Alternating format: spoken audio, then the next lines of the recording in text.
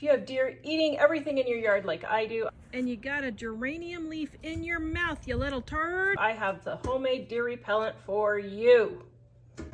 How does it work? It does. Oh, nice. Okay, so what you're gonna do, yes, I've been painting, is take 2 eggs, 1, 2, and, oops, my milk's not open. And some milk. And garlic powder. Now, if you want exact measurements, you can go to livingonadime.com. The link is in the description below for the recipe. Then you're just going to take and whisk it all together.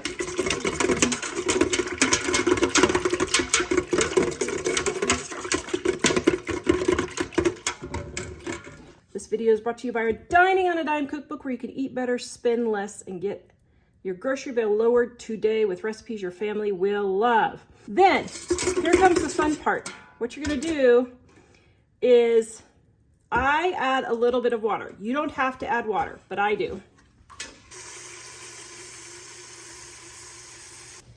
Then, you're gonna set and let this rot for about 2 days.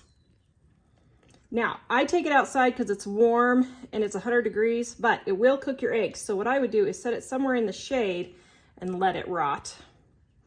And then you're going to strain it and pour it into your spray bottle. It has been 100 plus. We're expected to be 107 here today in Wyoming. Yes, that's crazy, but just wanted to show you what happens when you make homemade deer repellent. This is Bambi, and their twin keeps eating my flowers. Yes, see right there? There was zinnias there, and now there's not. Right there, little turd. Just so you know, when it's 90s and 100s and you put eggs out to rot, they just cook. Yeah. So, it still worked actually. This homemade deer repellent actually worked, but just be prepared for cooked eggs.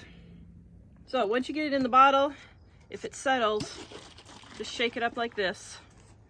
All right, and just go around and spray and say, you little turds, you little turds, you little turds, you little turds, you little turds.